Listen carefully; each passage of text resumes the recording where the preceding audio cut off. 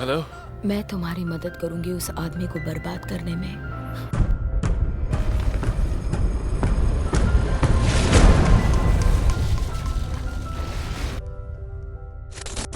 কয়েকজন চোর $35 মিলিয়ন স্বর্ণ চুরি করে নেয়। গল্পের শেষটা কিন্তু এখানে নয়, বরং এখান থেকে শুরু হয় গল্পের মেইন টুইস্ট। কারণ এরপরেই তাদের চুরি করা স্বর্ণগুলো হাতছাড়া হয়ে যায়। তাই আবারও তারা সেই স্বর্ণগুলো চুরি করার প্ল্যান করতে থাকে, আর এটি হয়ে ওঠে একটি ভয়ঙ্কর মিশন। তাহলে কি হতে যাচ্ছে এই গল্পের শেষ পরিণতি? আর এই প্রশ্নের উত্তরটাই লুকিয়ে আছে আজকের এই ভিডিওতে। তাহলে চলো বন্ধুরা, ডুবে যাওয়া যাক আজকের এই সুন্দর গল্পের মাঝে, এবং গল্পটি শুরু করার আগে তোমাদের সবাইকে মুভি নেটওয়ার্কে স্বাগতম। গল্পের শুরুতেই আমরা জন নামের একজনকে দেখতে পারি। পেশায় জন ছিল একজন সেফ ক্র্যাকার, মানে যে কোনো লকার বা সিন্ধুক খুলে ফেলা ছিল তার বা হাতের খেলা। জনের একটা ছোট মেয়ে ছিল যাকে সে নিজের প্রাণের চেয়েও বেশি ভালোবাসত, আর মেয়েটি ঠিক ততটাই ভালোবাসত তার বাবাকে। আর এই ভালোবাসায় একসময় জনকে একটা কঠিন সিদ্ধান্ত নিতে বাধ্য করে, আর সেটি হলো সে আর কোনোভাবে কোনো অবৈধ পথে পা বাড়াবে না। কিন্তু জনের মন এখনো পর্যন্ত শান্ত হয়নি। সে ভাবছে, না, আর একবার, তারপরেই সবকিছু বাদ দিয়ে দেব। তবে এই শেষবারের কাজটা ছিল তার জীবনের সবচেয়ে বড় ঝুঁকিপূর্ণ কাজ। আর তোমরা কি গেস করতে পারবে সে কাজটা কি? কাজটা ছিল $35 মিলিয়ন স্বর্ণ চুরি করা। তবে এখানে সবচেয়ে বড় সমস্যাটা ছিল, যাদের কাছ থেকে স্বর্ণটি চুরি করতে হবে তারা ছিল ভয়ঙ্কর ইতালিয়ান গ্যাংস্টার। আর এই লোকগুলোকে ঠকানো মানে রীতিমতো নিজের জীবন নিয়ে খেলা করা। মাত্র এক সপ্তাহ আগেই এই ইতালিয়ান গ্যাংস্টারগুলো বিশাল পরিমাণ স্বর্ণ লুট করে নেয়। জন খবর পায় তারা খুব শীঘ্রই একটি মিটিং করবে, আর মিটিংটি হতে যাচ্ছে ভেনিস শহরে। তাই পরিকল্পনা অনুযায়ী সময় নষ্ট না করে জন নিজের একটা শক্তিশালী টিম বানিয়ে ফেলে। তারপর সে টিমকে নিয়ে সোজা রওনা হয় ভেনিসের দিকে। জনের টিমে ছিল এবার 6 জন সদস্য। এই টিমের মাস্টারমাইন্ড ছিল চার্লি, যার কথা থেকে কিনা বুলের বরাবর প্ল্যানিং বের হয়ে আসতো। এই টিমেরই আরেকজন অসাধারণ মানুষ ছিল ন্যাপস্টার। কম্পিউটারে তার দক্ষতা ছিল যেন পুরোপুরি জাদুকরের মতো। টিমের আরেকজন সদস্য ছিল হ্যান্ডসাম রব, যে ছিল একজন দক্ষ ড্রাইভার। সে যে কোনো ধরনের গাড়ি চালালে মনে হতো এটা গাড়ি না, বরং রকেট। এরপর ছিল লেফট ইয়ার, যার বিস্ফোরক নিয়ে জ্ঞান ছিল অবিশ্বাস্য। টিমের শেষ সদস্য ছিল স্টিভ। চুরির সময় আসল মাঠে নামার কাজটা ছিল এই ভদ্রলোকেরই। এবার এই মিশনের সবচেয়ে কমপ্লেক্স বিষয়টি ছিল লোকেশন। কারণ যেখান থেকে স্বর্ণ চুরি করতে হবে সেটা ছিল পানির উপরে ভাসমান একটি বিশেষ ভবন, আর এই স্বর্ণগুলো ছিল ভবনটির দ্বিতীয় তলায়। ইতালিয়ান গ্যাংস্টাররা সেখানে আগে থেকে ঘাঁটি গেড়ে বসেছিল। এই মুহূর্তে একটি সুযোগ বুঝে স্টিভ নিচতলা দিয়ে বিল্ডিংয়ের ভেতরে প্রবেশ করে। এদিকে টিমের বাকি 5 জন সদস্য স্টিমারে করে পৌঁছে যায় সেই বাড়ির একদম নিচে থাকা একটি গোপন সুড়ঙ্গে। এই সুড়ঙ্গ দিয়ে পানি যাতায়াত করত। এখন সেই পথ ধরেই টিমের 5 জন সদস্য ভেতরে অবস্থান নেয়, আর এর মধ্যে স্টিভ উপরের তলায় পৌঁছে যায়। একদম উপরে ছিল ভয়ঙ্কর ইতালিয়ান গ্যাংস্টারগুলো, আর তাদের কাছে ছিল সেই মূল্যবান স্বর্ণগুলো। এবার কম্পিউটার এক্সপার্ট ন্যাপস্টার পুরো ভবনটা স্ক্যান করে বের করে ফেলে সিন্ধুকটা আসলেও কোথায় আছে। এরপর সে স্টিভকে জানায় এখন বিল্ডিংয়ের দ্বিতীয় তলাতেই এই স্বর্ণ রাখা আছে। লোকেশন পেয়ে স্টিভ সঙ্গে সঙ্গে তার প্ল্যান সেট করে ফেলে। সে নিচতলা থেকেই সেই নির্দিষ্ট জায়গায় সিলিংয়ের উপর ডায়নামাইট সেট করে ফেলে। একই সময় সুড়ঙ্গের ভিতরে থাকা বাকি 5 জন সদস্য ছাদের নিচ থেকে একদম নির্দিষ্ট জায়গায় আরেকটি ডায়নামাইট বসিয়ে দেয়। আর এভাবে খুব অল্প সময়ের মধ্যে তাদের পরিকল্পনা হয়ে ওঠে সর্বোচ্চ নিখুঁত। এবার দুদিক থেকেই একসাথে বিস্ফোরণ ঘটানো হবে, আর তাতেই স্বর্ণভর্তি সেই ভারী সিন্ধুকটি দ্বিতীয় তলা থেকে ঠিক নিচের সুড়ঙ্গের মধ্যে পড়ে যাবে। সব প্রস্তুতি শেষে তারা এবার নির্ধারিত সময়ের মধ্যে ডায়নামাইটের বিস্ফোরণ ঘটিয়ে দেয়। আর এই বিস্ফোরণের সঙ্গে সঙ্গে গ্যাংস্টারদের চোখের সামনে থাকা সেই ভারী সিন্ধুকটি সোজা গিয়ে পড়ে স্পিডবোটের ওপরে। এরপর গ্যাংস্টাররা কিছু বুঝে ওঠার আগে সে দলের 2 জন ব্যক্তি হ্যান্ডসাম রব এবং তার সঙ্গী সেই সিন্ধুক নিয়ে দ্রুত সেখান থেকে পালিয়ে যায়। তবে তারা জানতো এত বড় চুরির পর গ্যাংস্টাররা কোনোভাবেই চুপচাপ বসে থাকবে না। গ্যাংস্টাররা রীতিমতো তাদের পিছনে ধাওয়া করতে থাকবে। যে কথা সেই কাজ, গ্যাংস্টারগুলো রীতিমতো তাদের পিছু নিতে থাকে। চার্লির মাথায় ছিল এমন একটি প্ল্যান যা তাদের পরিকল্পনারও বাইরে। আসলে সেই সিন্ধুকটা বোটে ছিল না। বোটে যেটা রাখা ছিল সেটা পুরোপুরি ফাঁকা একটি ডামি ছিল। মূলত এটা ছিল গ্যাংস্টারদের বোকা বানানোর একটি কৌশল। কারণ গ্যাংস্টাররা যদি তাদেরকে ধরে ফেলতো, সিন্ধুক কোনোভাবেই তাদের কাছ থেকে পেত না। তো যাই হোক, গ্যাংস্টাররা তাদের পিছু নিলেও কোনোভাবে তাদেরকে ধরতে পারে না। তবে বন্ধুরা, এখানে একটি প্রশ্ন থেকে যায়, স্বর্ণের সিন্ধুকটি এখন কোথায়? যে প্রশ্নের উত্তর আমরা এর পরবর্তী সিনেই পেয়ে যাব। টিমের বাকি 4 জন সদস্য সেই বিল্ডিংয়ের নিচে থাকা পানির নিচেই ছিল। মূলত তারা আসল সিন্ধুকটা বোটে না দিয়ে পানির নিচেই ড্রপ করেছিল, আর তারা বোটে একটি ডামি সিন্ধুক রেখেছিল যেন গ্যাংস্টাররা তাদের পিছু নিয়ে এই স্থান থেকে সরে যায়। তবে এত নিখুঁত প্ল্যানিংয়ের পরেও তাদের হাতে সময় ছিল মাত্র 7 মিনিট, কারণ 7 মিনিটের মধ্যেই এখানে পুলিশ চলে আসবে। কিন্তু জন ছিল একজন অভিজ্ঞ সেফ ক্র্যাকার। সে অল্প সময়ের মধ্যেই সিন্ধুক খুলে ফেলে। এরপর তারা ভিতরে থাকা স্বর্ণের বারগুলো মুহূর্তের মধ্যেই ব্যাগে ভরে নেয়, আর এর মধ্যেই পুলিশ সেখানে উপস্থিত হয়। কিন্তু তারা তদন্ত শুরু করার আগেই জন তার টিম নিয়ে পানির নিচের পথ দিয়ে সেখান থেকে সফলভাবে পালিয়ে যায়। আর এভাবেই তারা $35 মিলিয়ন স্বর্ণ একেবারে গ্যাংস্টারের নাকের ডগা থেকে চুরি করে নিতে সক্ষম হয়। তবে বলতেই হয়, এই পুরো চুরির পেছনে সবচেয়ে বড় অবদান ছিল চার্লির। কারণ নিখুঁত প্ল্যানিংটা এসেছিল সম্পূর্ণই তার মাথা থেকে। তোমরা কি ভেবেছো গল্পটা এখানেই শেষ? মোটেও না, বরং গল্পের টুইস্ট এখান থেকেই শুরু। তো যাই হোক, পরবর্তী সিনে আমরা দেখতে পারি পুরো দল খুশিতে মাতোহারা হয়ে আছে। সবার মুখে হাসি, হাতে মদ আর মাথায় নতুন নতুন স্বপ্ন। তারা মজায় মজায় গল্প করতে থাকে। চুরির টাকায় কে কি কিনবে, কোথায় যাবে, কিভাবে নতুন জীবন গড়বে, আর এভাবেই এক একজন এক একভাবে প্ল্যান করতে থাকে। তবে আশ্চর্যজনকভাবে সে সময় স্টিভ পুরোপুরি চুপচাপ ছিল। সে কোনো কথাই কারোর সাথে শেয়ার করছিল না। সবাই অবাক হয়ে তাকে জিজ্ঞাসা করে, তুমি কিছু বলছো না কেন? স্টিভ তখন হালকা হেসে বলে, ভাবছি তোমাদের সকলের প্ল্যান চুরি করে নেই। তবে তার এই কথায় মনে হচ্ছিল যেন তার মধ্যে লুকিয়ে আছে ভয়ঙ্কর এক কালো ছায়া। তো যাই হোক, পরদিন তারা স্বর্ণের বারগুলো নিয়ে নতুন গন্তব্যের পথে রওনা হয়। গাড়িটি যখন এক ব্রিজের উপর পৌঁছে তখন তারা দেখে বিপরীত দিক থেকে একটি গাড়ি ধীরে ধীরে তাদের দিকে এগিয়ে আসছে। কিছুক্ষণ পর গাড়িটি একদম সামনে এসে দাঁড়িয়ে পড়ে। এই মুহূর্তে হঠাৎ করে স্টিভ নিজের বন্দুকটি বের করে তার সঙ্গীকে গান পয়েন্টে নিয়ে নেয়। উদ্দেশ্য একটাই, স্বর্ণ নিয়ে একাই পালিয়ে যাওয়া। এমনকি গাড়িতে বাকি সবাই ছিল স্টিভের লোক। তারা দ্রুত গাড়ি থেকে স্বর্ণের বারগুলো নামিয়ে নেয়। স্টিভ এরপর গাড়ি থেকে নেমে আসে। জন এই সময় সবকিছু বুঝে গিয়ে তাকে থামাতে চেষ্টা করে, কিন্তু স্টিভ তাকে কোনোভাবেই পাত্তা দেয় না। সে রীতিমতো জনের দিকে গুলি ছুটতে থাকে। ঠিক সেই মুহূর্তে হ্যান্ডসাম রব দ্রুত গাড়ি চালিয়ে পালানোর চেষ্টা করে, কিন্তু সামনে থাকা আরেকটি গাড়ির সঙ্গে ধাক্কা লেগে তাদের গাড়িটি ব্রিজ থেকে সোজা সেই বরফে ঢাকা হিমশীতল পানিতে গড়ে পড়ে যায়। স্টিভ তখনও পর্যন্ত অনবরত তাদের দিকে গুলি চালিয়ে যাচ্ছিল, কিন্তু সৌভাগ্যবশত তাদের কাছে অক্সিজেন থাকার কারণে তারা চুপচাপ সেই পানির নিচেই অবস্থান করতে থাকে। স্টিভ তখনও পর্যন্ত সেখানে দাঁড়িয়ে তাদেরকে মেরে ফেলার জন্য অপেক্ষা করতে থাকে, কিন্তু অনেকক্ষণ অপেক্ষা করার পরে স্টিভ ভাবতে থাকে হয়তো তারা অলরেডি মারা গেছে। তাই সে চুপচাপ সেখান থেকে চলে যায়। কিন্তু দুঃখের ব্যাপারটা হচ্ছে, একটা সময় সেখান থেকে সবাই বেঁচে ফিরলেও জন সেখানেই মারা যায়। তাকে হারিয়ে চার্লির মনে গভীর দুঃখ নেমে আসে, আর এই শূন্যতা থেকেই তার মাঝে রাগ এবং প্রতিশোধের আগুন জ্বলতে শুরু করে। এর মধ্যে দিয়েই পুরো একটি বছর পার হয়ে যায়, কিন্তু এখনো পর্যন্ত স্টিভের বিশ্বাসঘাতকতার কথা কেউই ভুলতে পারেনি। চার্লি এবং তার টিম ঠিক করে যেভাবেই হোক স্টিভকে এবার বিশ্বাসঘাতকতার মূল্য দিতেই হবে। চার্লি তখন জানতে পারে স্টিভ এখন আমেরিকায় বসবাস করছে, আর সে বানিয়েছে এক ভয়ঙ্কর সিন্দুক, যার ওজন প্রায় 1000 টনেরও বেশি। এই বিশাল সিন্দুক সে বানিয়েছে শুধুমাত্র লুট করে আনা সকল প্রকার স্বর্ণের বার সেখানে রাখার জন্য। আর এই সিন্ধুক এতটাই উন্নত প্রযুক্তি ছিল যে এটা ভাঙা বা খোলা প্রায় অসম্ভব। কিন্তু চার্লির টিম জানতো বিশ্বের এমন একজন আছে যে কিনা এই সিন্ধুক খুব সহজেই খুলতে পারবে। সে আর কেউই না, বরং জনের মেয়ে স্টেলা। স্টেলা তার বাবার মতোই দক্ষ সেফ এক্সপার্ট ছিল, কিন্তু তার বাবার সাথে তার পার্থক্য ছিল সে চুরি করত না, সে বরং সরকারের হয়ে কাজ করত। একদিন চার্লি নিজে স্টেলার সামনে গিয়ে উপস্থিত হয়। সে সরাসরি তাকে বলে, আমরা স্টিভের ঠিকানা খুঁজে পেয়েছি, এখন শুধুমাত্র তোমার সাহায্য দরকার। সে যে সিন্দুক ব্যবহার করে সেটা একমাত্র তুমিই খুলতে পারবে। কিন্তু স্টেলা এই কথাতে কোনোভাবেই পাত্তা দেয় না। সে স্পষ্ট তাকে বলে দেয়, না, আমি তোমাদের কোনো প্রকার সাহায্য করব না। 1 বছর আগে তোমারই প্ল্যান করা এক মিশনে আমার বাবা মারা গেছে, তোমারই এক সঙ্গী তাকে গুলি করে মেরে ফেলেছে, তাই আমি তোমার একটি কথাও শুনতে চাই না। চার্লি তখন কিছুক্ষণ চুপ থাকে, তারপর ধীরে ধীরে বলে ওঠে, স্টেলা, এবার আমরা স্বর্ণের জন্য কাজ করছি না, আমি কোনো স্বর্ণই চাই না। জন আমার কাছে বাবার মতোই ছিলেন, আর স্টিভ স্বর্ণের লোভে তাকে মেরে ফেলেছে। এবার আমি তার কাছ থেকে সেই সিন্ধুক কেড়ে নেব।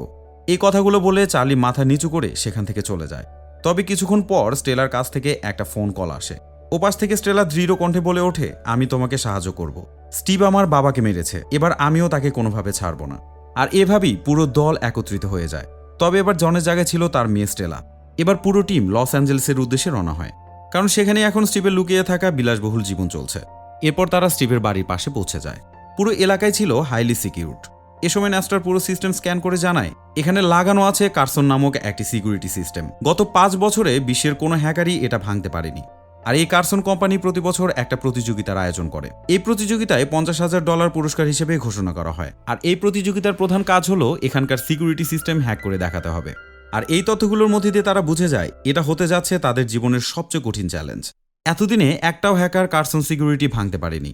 এই সিস্টেম এতটাই জটিল যেন পুরো বাড়িকে একটা অদৃশ্য দেয়াল দিয়ে ঘিরে রেখেছে। এখানে সরাসরি হামলা করা কোনোভাবেই সম্ভব না। তবে স্টিভ ছিল এখানে একেবারে একা। প্রচুর টাকা থাকলেও তার জীবনে ছিল না কোনো বন্ধু বা ঘনিষ্ঠ মানুষ। তার বেশিরভাগ সময় টিভি দেখেই কাটত।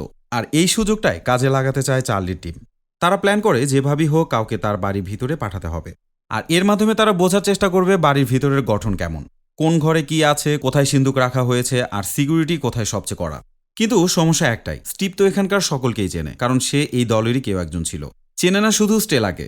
তাই তারা একটি পরিকল্পনা করে ইচ্ছাকৃতভাবে স্টিভের বাড়ির কেবল সংযোগ কেটে দেয়। আর এর মাধ্যমে স্টিভ বিরক্ত এবং ক্ষুব্ধ হয়ে কেবল কোম্পানিতে অভিযোগ জানায়। আর এরপরই এটা মেরামত করার দায়িত্ব পড়ে একটি নারী টেকনিশিয়ানের।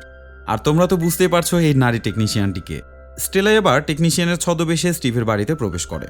স্টেলা তখন তার সাথে কিছু হাই রেজুলেশনের ছোট ক্যামেরা নিয়ে নেয়, যেগুলোর মাধ্যমে সে বাড়ির প্রতিটি কোণের ভিডিও রেকর্ড করতে থাকে।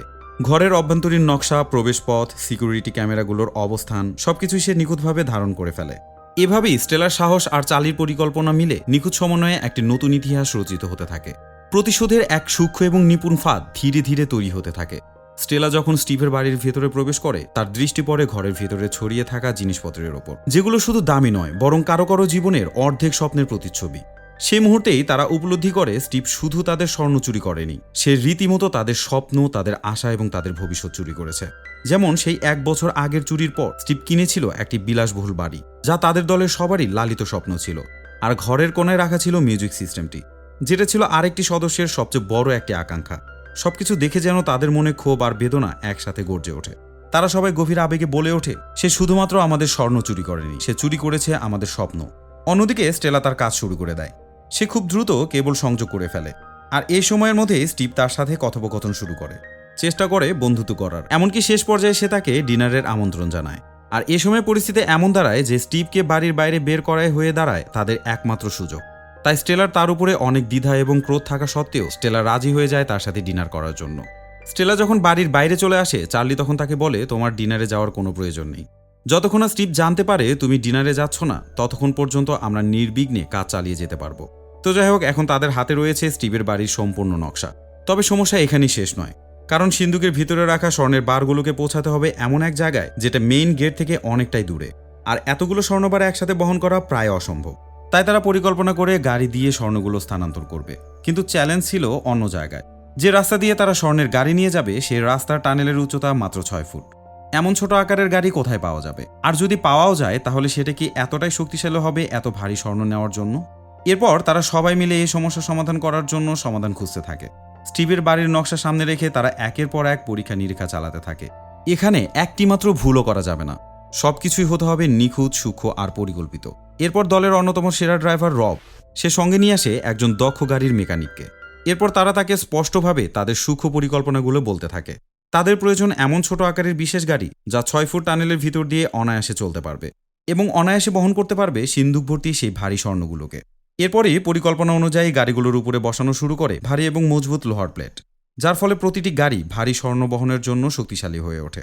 একদিকে গাড়িগুলোর প্রস্তুতি চলছিল পুরোদমে, আর অন্যদিকে দলের হ্যাকার নিয়ন্ত্রণ নিয়ে নেয় পুরো শহরের ট্রাফিক সিগন্যাল সিস্টেমের। এখন তারা চাইলে যে কোনো সিগন্যাল মুহূর্তে লাল কিংবা সবুজ করে দিতে পারবে। যদিও স্টিভের বাড়ি থেকে স্টেশন খুব বেশি দূরে নয়, তবুও পথটা ছিল প্রচণ্ড জটিল এবং ট্রাফিকে ভরা, যেখানে প্রতিটি সেকেন্ড মূল্যবান ছিল। আর এখান থেকে দ্রুত বেরিয়ে যাওয়াটাই ছিল তাদের সবচেয়ে বড় চ্যালেঞ্জ, যার ফলে সিগন্যালের পুরো নিয়ন্ত্রণ নিজেদের হাতে থাকাটাই ছিল অপরিহার্য। বন্ধুরা, এরপরে এসে গেল সেই প্রতীক্ষিত দিনটি, যে দিনটির জন্য এত প্রস্তুতি চলছিল। আর এই দিনটি ছিল স্টেলার সাথে স্টিভের ডেটের নির্ধারিত সময়। তবে স্টেলা জানতো সে কখনোই সে ডেটে যাবে না, কিন্তু স্টিভ তো সেটা জানতো না। সে রীতিমতো স্টেলার জন্য অপেক্ষা করতে থাকে। আর এই সুযোগে চার্লি এবং তার দল সাবধানে স্বর্ণের বারগুলো নিয়ে চুপচাপ বেরিয়ে আসে। আর এই মুহূর্তে তারা দেখতে পায় স্টিভের পাশের বাড়িতে চলছে একটি জমজমাট পার্টি। আর এই পরিস্থিতিতে মেইন গেটে বিস্ফোরণ ঘটানো একেবারেই অসম্ভব ছিল, যার ফলে পরিস্থিতি হয়ে ওঠে শ্বাসরুদ্ধকর। তাই তারা বাধ্য হয়ে স্টেলাকে স্টিভের সাথে দেখা করতে পাঠিয়ে দেয়। যদিও সেটা ছিল স্টেলার জন্য একটি কঠিন অপছন্দের সিদ্ধান্ত, কিন্তু বাস্তবতা ছিল নির্মম, তাকে এটা করতেই হবে। যদি স্টেলা না যেত, স্টিভ আর কখনোই তাকে ডেটের প্রস্তাব দিত না, আর তারা কখনোই এই চুরির জন্য দ্বিতীয় কোনো সুযোগ পেত না। তো যাই হোক, এরপর স্টেলা ডেটে চলে যায় এবং সেখানে গিয়ে সে স্টিভকে বলে, আমাকে বাড়ি ফিরতে হবে। স্টিভ জিজ্ঞেস করে, আমার ওপর কি তোমার কোনোই বিশ্বাস নেই? স্টেলা তাকে জবাব দেয়, আমি তোমাকে বিশ্বাস করি, কিন্তু মানুষের ভেতরের পশুকে কোনোভাবেই আমি বিশ্বাস করি না। আর এই কথা শুনে চালাক স্টিভ বুঝে যায় স্টেলা হয়তো জনের মেয়ে, কারণ জনও মানুষকে ঠিক এই কথাই বলতো। এই মুহূর্তে সে স্টেলার হাত ধরে জানতে চায় তোমার সাথে আর কে আছে। ঠিক এই মুহূর্তেই চার্লি এবং তার দল সেখানে এসে হাজির হয়, যাদেরকে স্টিভ একসময় ঠকিয়েছিল। স্টিভ তাদেরকে দেখে বুঝে ফেলে যে তারা এসেছে স্বর্ণ চুরি করার জন্য। সে বলে, বাইরে একজন গার্ডকে কি তোমরা দেখেছো? ভিতরে আরও 5 জন আছে।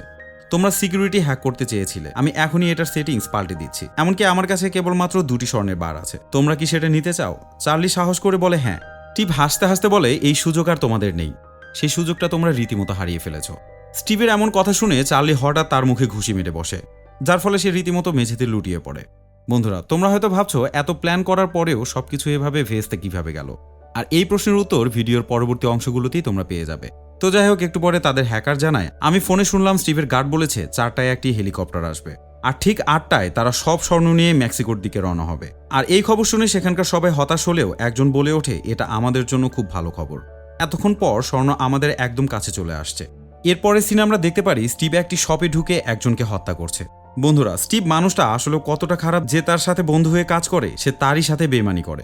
স্টিভ যে ব্যক্তিকে হত্যা করছিল সে ব্যক্তিটি আসলেও স্টিভের স্বর্ণ বিক্রি করে দিত। তবে তাকে মেরে ফেলার কারণ ছিল সেই ব্যক্তি জেনে গিয়েছিল এই স্বর্ণগুলো ভ্যানিস শহর থেকে এসেছে। আর স্টিভ কোনোভাবেই চায়নি তার গোপনটা কেউ জানুক। তো যাই হোক, এই মৃত ব্যক্তিটির একটা ভয়ঙ্কর গ্যাং ছিল। এখন তারা রীতিমতো স্টিভকে টার্গেট করে বসেছে। অন্যদিকে স্টিভ স্বর্ণ সরানোর জন্য 3টি গাড়ি নিয়ে আসে, সাথে ছিল কড়া নিরাপত্তা। সে 3টি গাড়ির ব্যবস্থা করেছিল একটি কারণে, আর সেটি হলো চার্লি যেন কোনোভাবে বুঝতে না পারে কোন গাড়ির ভিতরে স্বর্ণ রাখা আছে। স্টিভ নিজে হেলিকপ্টারে উঠে উপর থেকে সবকিছুই নজরদারি করছিল। কিছুক্ষণ পর 3টি গাড়ি বাড়ি থেকে বেরিয়ে যায়। এ সময় চার্লি এবং তার টিম সমস্যায় পড়ে যায়। তারা কোনোভাবে বুঝতে পারছিল না আসলে কোন গাড়িটার ভিতরে স্বর্ণ রাখা ছিল। তারা রীতিমতো 3টি টায়ারের চাপ মেপে বুঝতে পারে আসলেও এই স্বর্ণগুলো কোন গাড়িতে রাখা আছে, কারণ যে গাড়িতে রাখা ছিল সেই টায়ারের চাপ অনেক বেশি ছিল। তো যাই হোক, স্বর্ণ রাখা সেই গাড়িটির নম্বর ছিল 128। চার্লি এবং তার টিম ঠিক করে গাড়িটিকে একটি নির্দিষ্ট জায়গায় নিতে হবে। এ সময়ে তাদের হাতে ছিল পুরো শহরের ট্রাফিক নিয়ন্ত্রণ, যার ফলে তারা চারপাশে জ্যাম তৈরি করে দেয়। শুধু 128 নম্বর গাড়ির পথটাই ফাঁকা রাখে। গাড়িগুলো মেট্রো সুড়ঙ্গে ঢুকে পড়ে। সেখানে তারা মেট্রোর সব সিগন্যাল বন্ধ করে দেয়।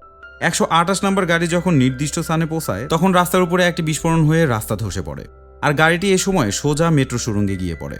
সেখানে চার্লি, স্টেলা এবং বাকিরা আগে থেকেই অপেক্ষা করছিল আর অবাক হয়ে ভাবছিল আমার গাড়িটি কোথায় গেল। গাড়ির ভিতরে থাকা সিন্দুক দেখে স্টেলা বলে, এই সিন্দুক তো বদলে গেছে, কারণ এটা আগেরটার চেয়ে অনেক বেশি মজবুত। ভিতরে ছিল একটা কাচের আস্তরণ, যদি সেটা কোনোভাবে ভেঙে যায় তাহলে সিন্দুক আজীবনের জন্য বন্ধ হয়ে যাবে। এত কিছুর পরেও স্টেলা সফলভাবে সিন্দুকটি খুলতে সক্ষম হয়। এরপর তারা সকল স্বর্ণের বারগুলো 3টি গাড়িতে ভাগ করে নিয়ে সেখান থেকে পালিয়ে যায়। অপরদিকে আমরা দেখতে পারি তখনও পর্যন্ত পুরো শহরে ট্রাফিক জ্যাম চলছিল, ফলে পুলিশ এবং স্টিভের লোকগুলো ঘটনাস্থলে পৌঁছাতে পারেনি। এই সুযোগে চার্লি এবং তার টিম সুড়ঙ্গ থেকে বেরিয়ে যায়। স্টিভ হেলিকপ্টারে বসে তাদের পিছু নেয়। এ সময় তারা একটি চমকপ্রদ কাজ করে, তারা 3টি গাড়িকে ট্রেনের লাগেজ বগিতে তুলে নেয়। আর এর মাধ্যমেই তারা স্বর্ণসহ নিরাপদে সেখান থেকে কেটে পড়ার সুযোগ পায়। এরপর স্টিভ যখন ট্রেনের কাছে পৌঁছায় ঠিক তখনই ট্রেনের দরজা বন্ধ হয়ে যায়। তখন দরজার কাছে থাকা একজন লোক স্টিভকে বলে, আমি তোমাকে $5000 দেব, শুধু আমাকে একবারের জন্য ভিতরে যেতে দাও। আসলে সে লোকটি ছিল চার্লির লোক, যে তাদের 3টি গাড়ি নতুন করে তৈরি করেছিল। আর দরজাটি খোলার সময় স্টিভের সামনে এসে দাঁড়ায় চার্লি নিজেই। চার্লি স্টিভকে বলে, তুমি সত্যি দারুণ পরিকল্পনা করেছিলে, একটির বদলে 3টি গাড়ি, এমনকি সিন্দুকটিও বদলে দিয়েছিলে, হেলিকপ্টার থেকে নজর রেখেছিলে। এত কিছুর পরেও সব স্বর্ণ এখন আমাদের হাতে।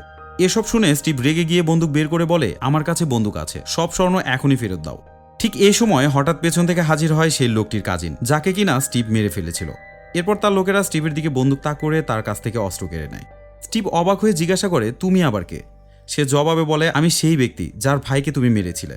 ঠিক তখনই চার্লি তার হাতে স্বর্ণভর্তি একটি ব্যাগ তুলে দেয়। এরই মধ্যে চার্লির টিমের বাকি সদস্যরাও এসে হাজির হয়। স্টেলা এগিয়ে এসে স্টিভের মুখে জোরে একটি ঘুষি মেরে দেয়, কারণ সে তার বাবাকে গুলি করে মেরে ফেলেছিল। সে ছিল পৃথিবীর সবচেয়ে বড় একজন বিশ্বাসঘাতক। সবশেষে সেই লোকটির কাজিন স্টিভকে ধরে নিয়ে যেতে থাকে, বলতে থাকে, আমি তোমাকে মারবো না, বরং সারা জীবন বন্দি করে অত্যাচার করতে থাকবো। এরপর মুভির শেষ দৃশ্যে আমরা দেখতে পারি চার্লি এবং তার টিম ট্রেনের ভিতরে আনন্দ করছে, কারণ সবাই আজ নিজের হারানো স্বপ্ন এবং আকাঙ্ক্ষা পূরণ করেছে। চার্লির এই সময় মনে পড়ে জন একবার বলেছিল, চোর 2 রকম হয়, একজন বাঁচার জন্য চুরি করে আর একজন চুরি করে শুধু চুরি করার জন্য। দ্বিতীয় ধরনের চোর কখনো সফল হয় না। জীবন যদি সুযোগ দেয় তাহলে নিজের একটা পরিবার করো, কারো সঙ্গে সুন্দর সংসার করো, কাউকে ভালোবেসে বাঁচো। জনকে চার্লি সবসময় বাবার মতোই শ্রদ্ধা করত, তাই তার কথাগুলো হৃদয়ে গেঁথে নিয়েছিল। শেষ দৃশ্যে দেখা যায় চার্লি এবং স্টেলা হাতে হাত রেখে ভ্যানিসের রোমান্টিক একটি রাস্তায় হাঁটাহাঁটি করছে। দুজনের চোখে শান্তি এবং মুখে সুখের হাসি ছিল। আর এই সুন্দর দৃশ্যটির মধ্যে দিয়ে আজকের এই গল্পটি শেষ হয়ে যায়। তো বন্ধুরা, কেমন লাগলো আজকের গল্প কমেন্টস করে জানাতে একটু ভুলবে না। পাশাপাশি এই ভিডিওটি যদি তোমাদের ভালো লেগে থাকে তাহলে অবশ্যই লাইক এবং শেয়ার করবে। আর এই চ্যানেলে নতুন হয়ে থাকলে একটাই আবদার, অবশ্যই এই চ্যানেলটিকে সাবস্ক্রাইব করবে। তো বন্ধুরা, আজকের বারে এখানে বিদায় নিতে হচ্ছে। দেখা হবে পরবর্তী ভিডিওতে। ততক্ষণে সবাই ভালো থাকো, সুস্থ থাকো। আল্লাহ হাফেজ।